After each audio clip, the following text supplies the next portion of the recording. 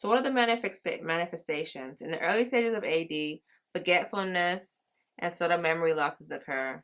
Patient may experience small difficulties in work and social activities, but have adequate cognitive function to compensate for those lost and continue to function independently.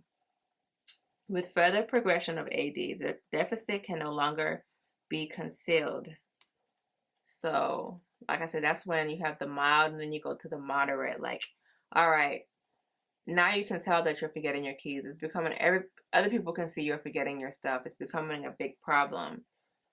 Forgetfulness is manifested in many daily actions. Patients may lose their ability to recognize familiar faces, places, and objects, and they may become lost in a familiar environment. So that happens. So that's the later stages of the middle stages of Alzheimer's. You have the beginning, middle, and late. Okay, you got the not beginning, you have the mild, moderate, and severe. So that would be the moderate stages of Alzheimer's. The late part, the moderate late part of Alzheimer's is when they forget faces and people or whatnot. They may repeat the same stories or ask the same questions repeatedly. Trying to reason with people with AD and using reality orientation only increases their anxiety without increasing function. So, I mean, if someone keeps saying something over and over again, there's no need to keep reorienting them to reality because it's going to make them more frustrated. Just change the subjects into something else that will make the conversation a lot lighter, if possible. The ability to formulate concept and think abstractly disappears.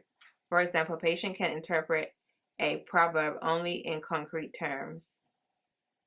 Patients are often unable to recognize the consequence of their actions and therefore exhibit impulse behavior.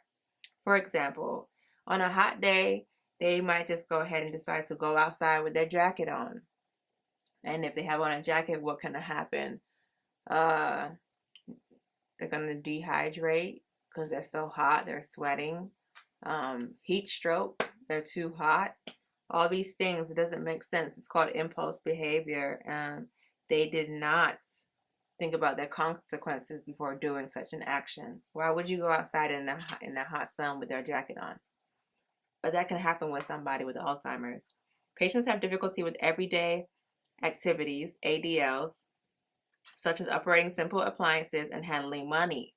That's a big thing. So you have to, if you have somebody in your family that's going through Alzheimer's, you have to know when to say, hey, you know what? It's time for somebody to help with their lifestyle and take over and help them with spending money and all that stuff. Because when it comes to memory is important when it comes to spending. If you don't remember where you spent your money, then you might have no money left. You might spend it on all types of things and not remember where you spent it. So it's very important to monitor those things when it comes to a family member who is experiencing Alzheimer's. Personality changes can also occur. Yes, patients may become depressed, suspicious, paranoid, hostile, and even combative. Like I said, they can get very aggravated, crazy mood, labile mood swings. Progression of the disease intensifies the symptoms. Of course, like I said, they revert back to basically a baby at the end of the day when it comes to uh, the progression of the disease. That's why you see they experiencing temper tantrums as it progresses. Babies have temper tantrums. They experience urinary incontinence. Babies experience urinary incontinence. You know, they a lot of things. They're just reverting back to when they were babies. Honestly, it's not good. It's very, very sad to see.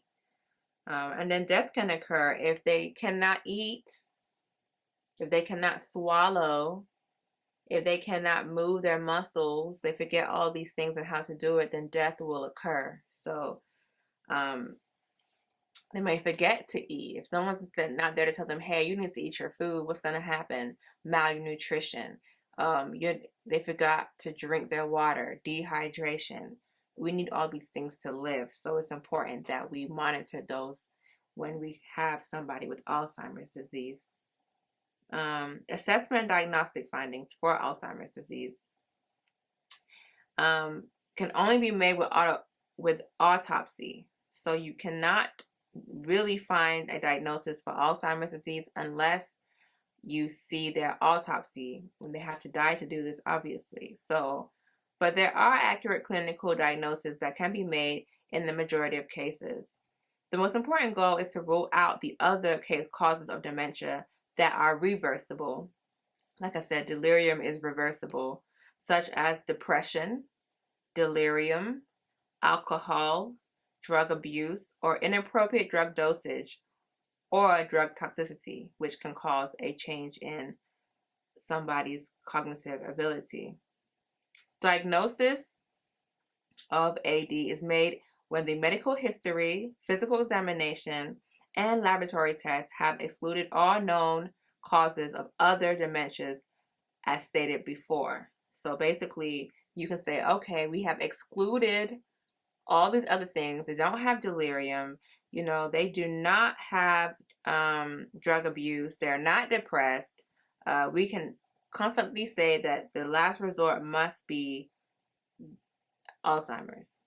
So, or dementia. It's an umbrella term. So it can be any kind of dementia. Can be Alzheimer's. It can be Huntington's disease. It can be all kinds of things. We just don't know.